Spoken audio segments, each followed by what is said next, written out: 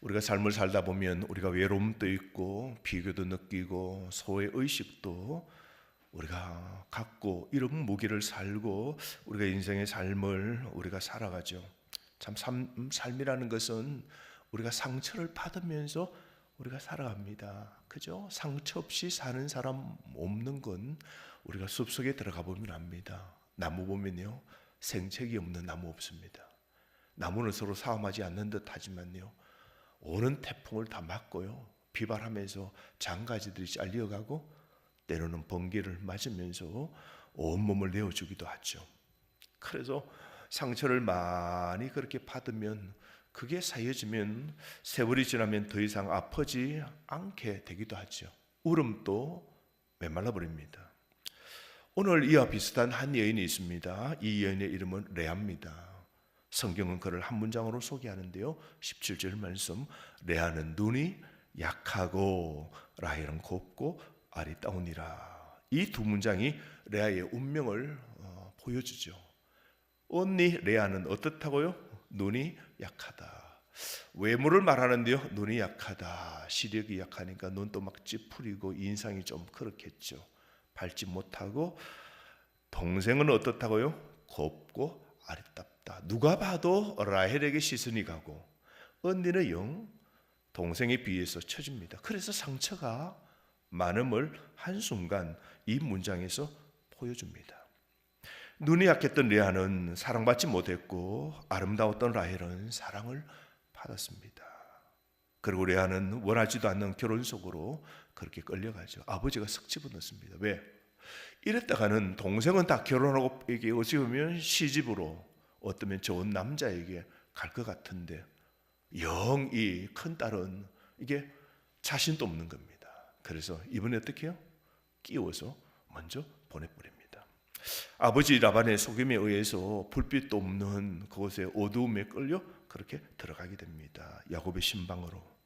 이 본문은 아주 낭만적 사랑이 아닙니다. 그죠?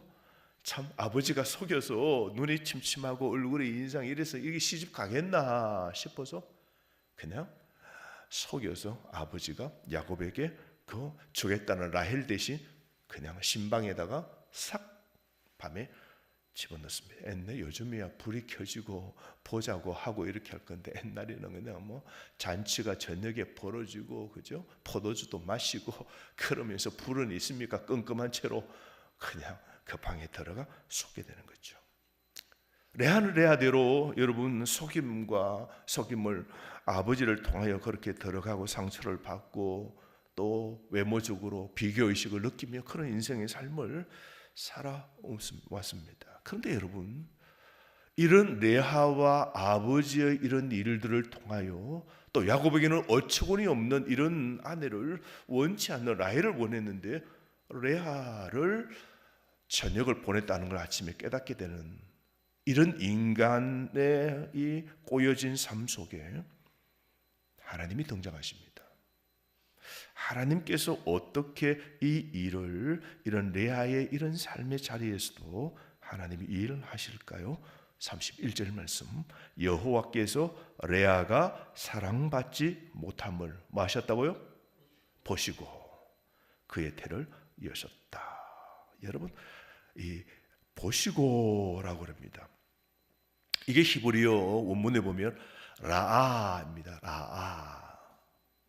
하나님은 다시는 시각적으로 이 눈으로만 보았다는 것이 아니고, 하나님이 보셨다는 표현은요, 하나님께서 이제 개입하신다는 겁니다. 레아의 삶을 하나님이 긍휼히 여기시고 그의 삶을 하나님이 만져주시고 하나님께서 그와 함께 하심을 뭐라고요? 하나님이 어떻게요? 보시고, 레아를 보시고. 성경에 보면 여러분 하갈을 보십시오. 하갈이 광야에서 울 때 하나님이 보셨고, 이스라엘 백성이 이집트에서 막 고난당할 때 출애굽 1장에 여호와께서 그 고난당함을 보셨다 그러잖아요. 하나님이 보시면요, 하나님의 긍휼과 하나님의 사랑이 시작입니다. 오늘도 우리 새벽 하나님이 날 보시면 다 아닙니까? 하나님이 나 보시면 답니다. 우리 인간 온 백성이 나 다 알아주는 것보다 하나님이 날 보시고 온 세상이 날 무시해도 괜찮죠. 하나님이 보시는 게 제일입니다. 그래서 우리의 실수는 예배도 하나님이 만족하시면 되는 겁니다. 찬양도 인간의 귀에 그 감동을 주는 게, 감동을 받는 게 아니라 내 찬양하는 걸 하나님이 딱 보신다, 끝나는 거죠. 그게 풀리는 인생이죠. 봉사도 그렇지 않습니까? 누가 날 알아주네 마네 상관없어요. 누가 딱 보시면 돼요.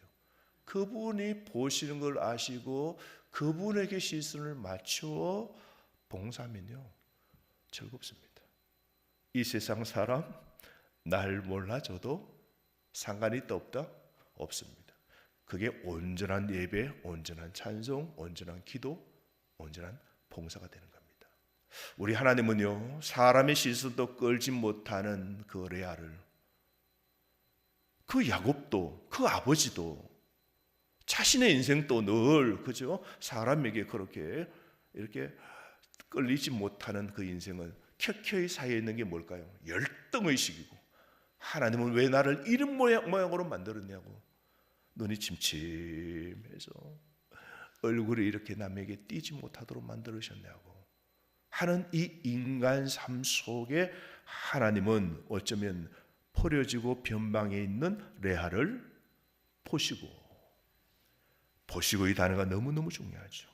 오늘 레아가 야곱의 가정에서 외면당할 때 하나님이 보시는 겁니다. 남편도 이렇게 던져놨을 때 보시는 겁니다. 여러분, 사람이 보는 것과 하나님 보는 것 다릅니다. 오늘 야곱은 레아를 보되 라헬만을 사랑했습니다. 라반은 레아를 이용하고요, 하란의 모든 사람도 이 레아의 눈물을 아무도 보지 못했습니다. 그러나 누가 보셨습니까? 여호와 하나님이 보셨습니다. 사랑받지 못함이라는 그 상태를 하나님이 딱 정확하게 보시고, 하나님은 그 처절한 그 자리에 하나님이 개입하신 겁니다. 그의 태를 여셨다.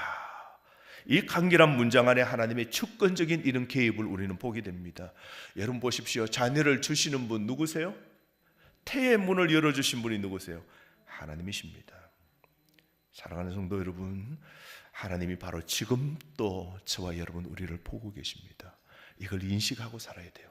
내 가정과 내 삶을 하나님이 보신다. 보시면 여러분, 하나님의 개입입니다.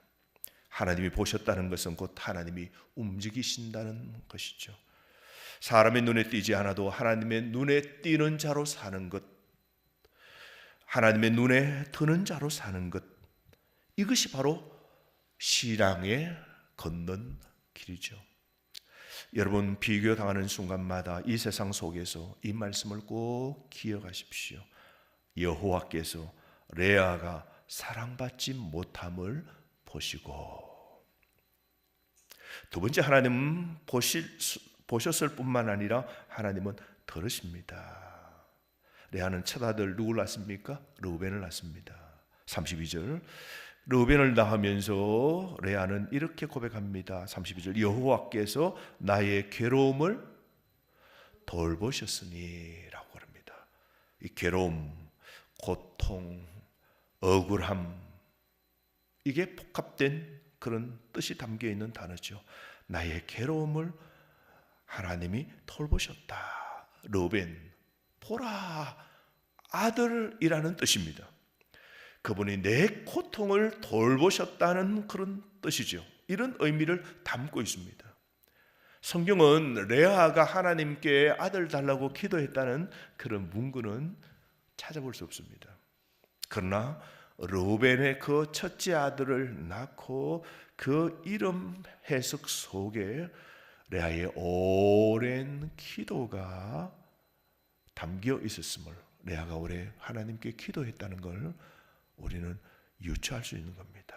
보라, 아들이다. 하나님이 내 고통을 보셨다 라는 것이 담겨 있는 것이죠. 그리고 둘째 아들을 얻게 됩니다. 시몬입니다. 시몬을 낳았을 때 레아는 말합니다. 33절, 여호와께서 내가 사랑받지 못함을 뭐했다고요? 들으셨으므로 그럽니다. 샤마, 시몬, 샤마라는 뜻입니다. 듣다라는 겁니다. 하나님이 들으셨습니다. 시몬의 이름 자체가 들음입니다. 고통의 언어가 찬양의 이름으로 변화된 그런 순간이죠. 하나님이 뭘 하셨습니까? 들으셨다는 겁니다. 여러분, 우리가 기도가 닿지 않는다고 느끼는 이유 중에 하나가 무엇입니까?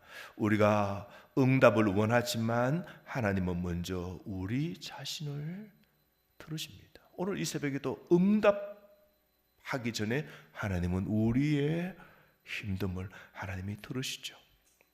레아가 이름 없이 기도를 드렸을 때 하나님은 그 기도에 이름을 붙여서 그렇게 아들로 하나님이 선물로 돌려 보내시는 거죠. 여러분 꼭 기억합시다. 기도는 사라지지 않습니다. 하나님 손 안에서 이름을 얻도록 아들을 선물로 주시듯 하나님, 우리 하나님을 향하여 기도한 것이 하나님이 우리를 향하여 우리 손에 잡히도록 하나님이 그 은혜를 우리에게 주시는 겁니다. 그래서 여러분, 우리가 세상 살 때 내 삶에 기가 막히고 답답하고 힘든 것 세상 사람이 들어주지 않아도 누군 들으신다? 하나님은 들으신다. 하나님이 오늘 또 내 기도하는 오늘 이 새벽에 이 자리에 하나님이 내 기도를 들으신다는 것 꼭 기억하십시오. 기도해도 메아리밖에 없다라고 생각할 때 반드시 내 기도가 올라가고 그 고통이 변하여 나에게 오늘 시몬으로 내 손에 들으신 하나님이 주실 그 복이 내 손으로 응답으로 돌아옴을 여러분 믿으시기를 바랍니다. 오늘 하나님은 샤마, 들으시는 하나님이십니다. 뿐만 아닙니다. 하나님은 보실 뿐만 아니라 들으실 뿐만 아니라 하나님은 인도하십니다. 자, 셋째 아들을 낳습니다. 레위를 낳게 되죠. 그래서 레아는 말합니다. 34절, 내 남편이 지금부터 나와 연합하리로다. 레위라는 이 뜻은요, 연합이라는 뜻입니다. 붙다, 다 연합하고 붙다는 겁니다. 레아는 여전히 남편의 사랑을 갈망하고 있었습니다. 근데 넷째 아들 유다를 낳았을 때 무언가 달라졌습니다. 35절, 이르되 내가 이제는 여호와를 찬송하리로다. 남편의 사랑 이야기는 다 뒷전으로 사라지고 처음으로 하나님을 향한 찬송이 오늘 여기에 등장합니다. 유다, 찬송이라는 뜻입니다. 하나님을 찬송하리로다. 이게 유다라는 이름으로 파생된 것이죠.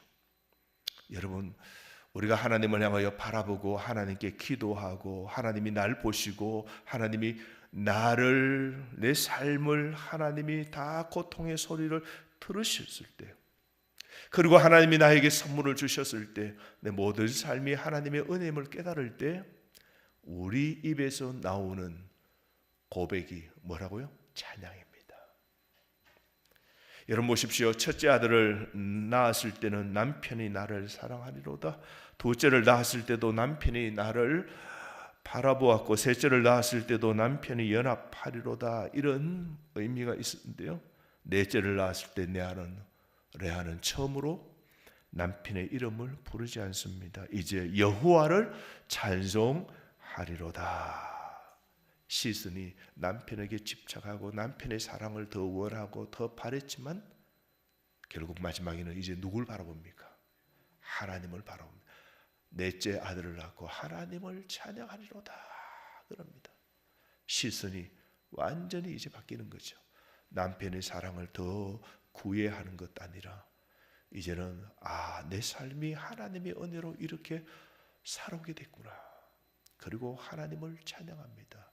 나를 버림받은 나를 보셨고 나에게 이렇게 첫째를 주시고 둘째를 주시고 깨닫게 되니 하나님이 내 기도를 들으셨고, 이제 하나님이 내 삶의 남편입니다. 내 삶의 주인입니다. 하나님만 내 삶의 전부로 삼고 살겠습니다. 오늘 이 넷째 유다의 이 자손으로 누가 오십니까? 예수 그리스도가 다윗 왕도 이 혈통으로 오게 되는 것이죠. 오늘 기억합시다. 오늘 우리의 삶 레아를 통해 하나님께서 어떻게 역사하시는지, 사람들을 외면한 그 자리에도, 신음하는 그 소리에도 하나님은 보시고 들으셨습니다. 사랑받지 못한 자의 찬양을 통해 하나님은 어떻게요? 유다를 통해 하나님의 구속의 사역, 하나님의 원대한 놀라운 일들을 이루어 가신 것 보십시오. 레아는 원래 선택받지 못한 자였습니다. 그러나 하나님이 그 레아를 선택하시고 하나님의 놀라운 다윗과 예수 그리스도의 세계를 여는 그 자리로 레아를 초대해 주시는 이 은혜까지 이 새벽에 깨달으시는 저와 여러분 되기를 주의 이름으로 축복합니다.